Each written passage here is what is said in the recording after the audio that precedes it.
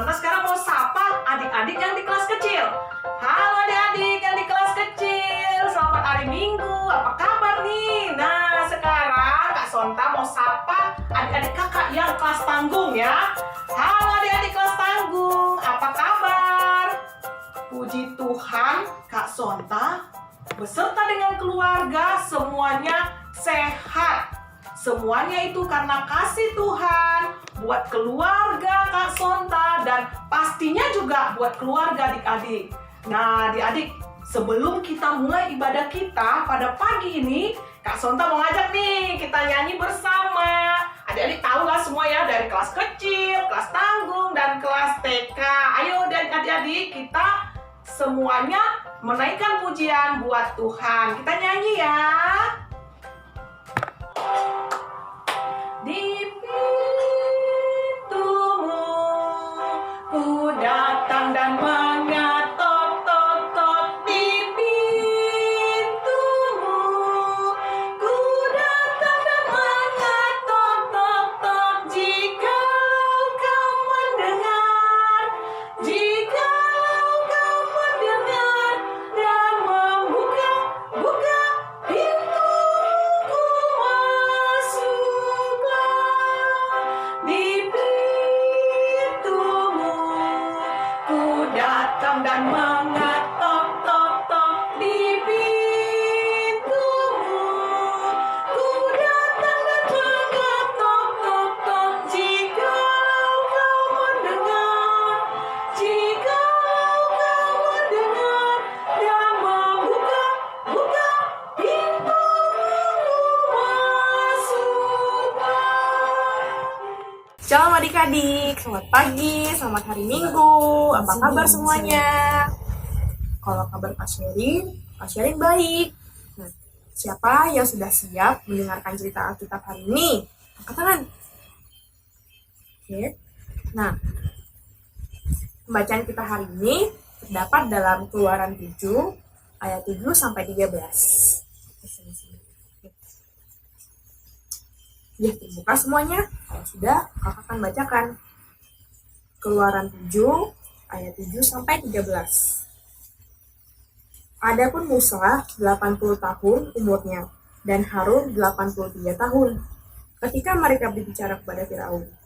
Dan Tuhan berfirman kepada Musa dan Harun, apabila Firaun berkata kepada kamu, tunjukkanlah suatu mukjizat, maka haruslah kau katakan pada Harun, ambillah tongkatmu dan lemparkanlah itu di depan Firaun. Maka tongkat itu akan menjadi ular. Musa dan Harun pergi menghadap Firaun. Lalu mereka berbuat seperti apa yang diperintahkan Tuhan. Harun melemparkan tongkatnya di depan Firaun dan para pegawainya. Maka tongkat itu menjadi ular. Kemudian Firaun pun memanggil orang-orang yang berilmu dan ahli-ahli sihir. Dan mereka pun ahli-ahli Mesir itu membuat yang demikian juga dengan ilmu mantra mereka. Masing-masing mereka melemparkan tongkatnya, dan tongkat itu pun menjadi ular. Tetapi tongkat Harun menelan tongkat-tongkat mereka. Tetapi hati Firaun berkeras, sehingga tidak mau mendengarkan mereka keduanya, seperti yang telah difirmankan Tuhan. Nah, setelah kita membaca cerita tadi, siapa saja sih tokoh-tokoh yang terdapat dalam cerita tersebut? Nomor 1, Musa. Di ayat 7, adapun Musa 80 tahun umurnya. Dan Harun, Bapak Harun berapa ya umurnya tadi? Nah, di ayat 7, dan Harun 83 tahun. Nah, jadi umur Musa dan umur Harun hanya beda 3 tahun ya adik-adik. Lalu yang ketiga ada Bapak Firaun. Nah, jadi dalam ayat yang kita baca tadi, mereka itu sedang dalam pertemuan tuh adik-adik. Ternyata Musa dan Harun datang ke Firaun untuk menyampaikan pesan dari Tuhan. Pesannya apa ya kira-kira adik-adik? Tuhan mau Firaun membebaskan bangsa Israel dari bangsa Mesir. Saat itu sedang ada perbudakan di Mesir tuh bangsa Israel. Nah, untuk meyakinkan Firaun tentang pesan Tuhan itu, maka Harun disuruh Tuhan untuk melemparkan tongkatnya ke depan Firaun, sehingga tongkat itu akan menjadi ular.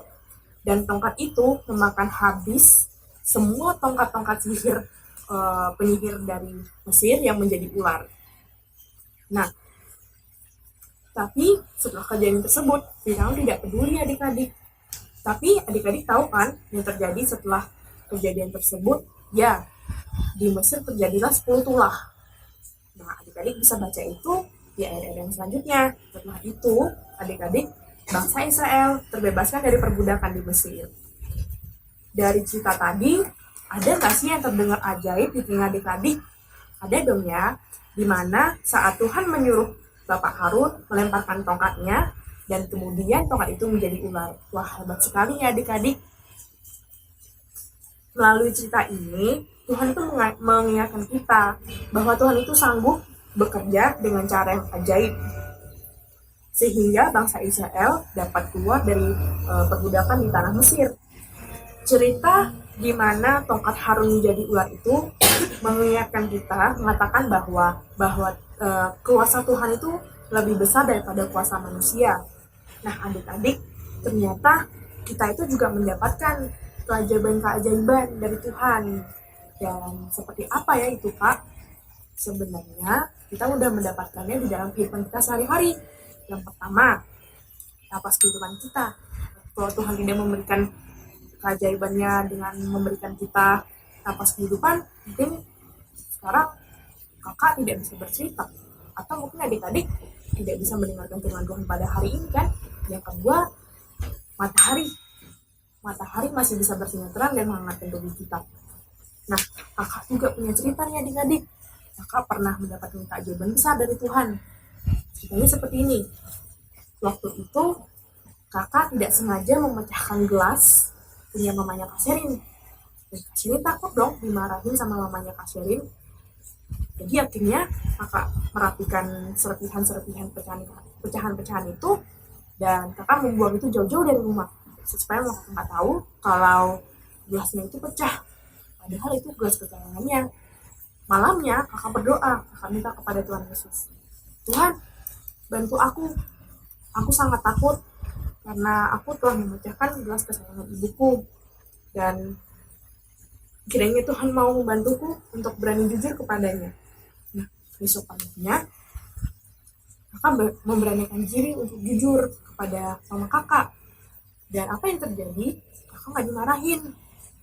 Walaupun memang itu gelas kesayangannya mama kakak, tapi ternyata mama kakak lebih sayang pada Kak Sherin daripada gelasnya itu. Itulah keajaiban yang kakak dapatkan. Nah, adik-adik, kenapa ya kira-kira kakak berdoa minta sama Tuhan? Pasti adik-adik tahu kan jawabannya. Nah, kenapa kakak berdoa? Karena kakak tahu bahwa pasti Tuhan akan memberikan kekuatannya kepada kita, memberikan kasihnya kepada kita, sehingga dia menolong kita dan mengajak kita keluar dari masalah yang kita punya. Seperti itu adik-adik. Kita hanya perlu taat kepada Tuhan. Kita harus taat berdoa, taat beribadah, dan taat baca Alkitab, dan memberikan kasih kepada sama kita. Dan kita juga harus ingat tuh adik-adik bahwa keajaiban itu hanya berasal dari Tuhan, karena kuasa Tuhan itu sangat besar. Walaupun manusia mungkin punya kuasa, tetapi kuasa Tuhan itu lebih besar. Ataupun jikalau manusia bisa membuat keajaiban, Tuhan bisa membuat itu lebih besar lagi. Dan manusia itu bukan apa-apa baginya. Itu kita harus ingat bahwa keajaiban yang dimiliki manusia, yang pernah dialami manusia, itu bukan karena manusia yang sendiri, tetapi itu semua dari Tuhan. Nah, dan kita juga harus yakin dan percaya bahwa hanya Tuhanlah yang mampu dan sanggup menolong kita dan mengeluarkan kita dari masalah yang kita hadapi. Demikianlah firman Tuhan. Amin. Untuk merespon firman, mari kita buka Kidung Cerita kita nomor 242. Ajaib benar anugerah. Kita akan menyanyikan bait yang pertama dan yang kedua. 1, 2, 3. Ajaib benar anugerah membaru hidupku, ku hilang